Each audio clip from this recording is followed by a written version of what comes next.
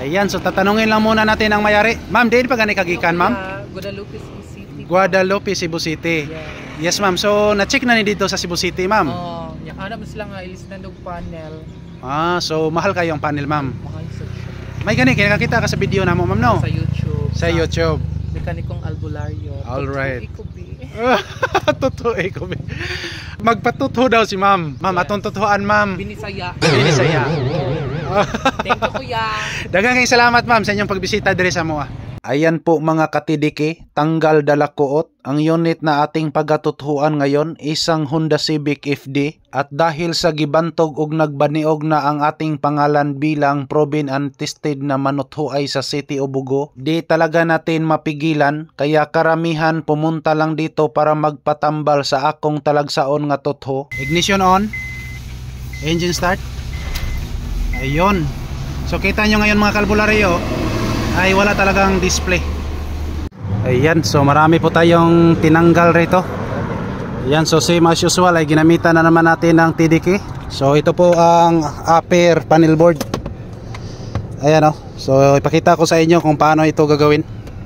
At bago pa po ako nagsimula, gidugtong-dugtong ko muna ang dalawang probe ng tester rito para hindi ako masyadong maulawan mamaya. At kapag kayo ay di pa nakaranas ng ganitong isyo, panoorin nyo lang ang bidyong ito hanggang sa dulo. Dahil dito ko iladlad og ipakita ang isa sa mga sikreto ng panel board totally blackout isyo. Alright, so fasten your seatbelt mga kalbularyo. Let's go! Ayan, so kita nyo ngayon na hindi gumagalaw yung tester. So ibig sabihin ay may problema na po ito.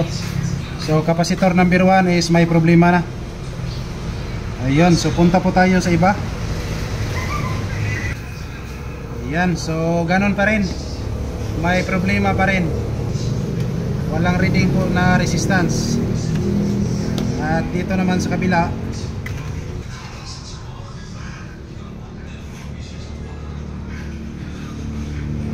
ayan, so kita nyo ngayon ang tester ay gumagalaw. Yan, so ibig sabihin ay okay po ito. Yan, so walang problema. Itong dalawa ay okay. At dito may problema. Okay, so palitan na natin to.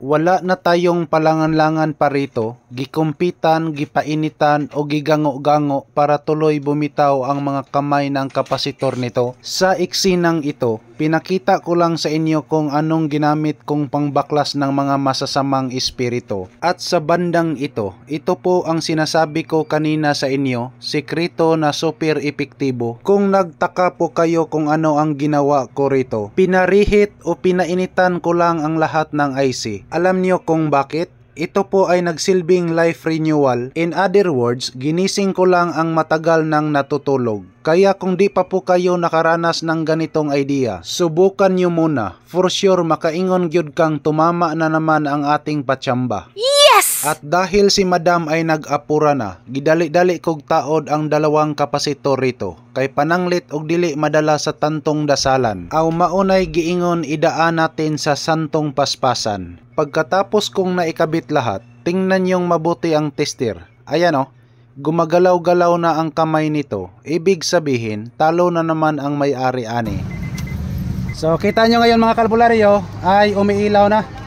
So para fair po sa ating lahat at para walang daya, i-off ko ulit yung makina at ibalik natin i-on. So ignition off. Ayun. Ignition on. Ayan So kita nyo ngayon na mayroon ang display. So ngayon tatanungin lang muna natin ang may-ari. Kung sa'yo maka-istorya mo, ma'am? Legit po siya. Totoo po. Yes, totoo po. Visit na kayo sa Albularyong Mekaniko dito sa Bugo City, Cebu. Ayan so pagkatapos na nating naikabit lahat yung mga kabir-kabir ito, ayan, so tingnan na lang natin final countdown. Ayan, so ignition on. Ayan so umiilaw na ang ating upper panel board ngayon.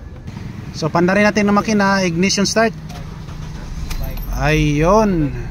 So kita nyo ngayon mga kalbularyo ay naibalik na lahat yung mga lights dito sa upper panel board. So ganyan lang po ang ating ginagawa. Wala na po tayong ibang gikuri-kuri. Daghang salamat sa inyong pagtanaw sa kanunay dalaygon ng Dios.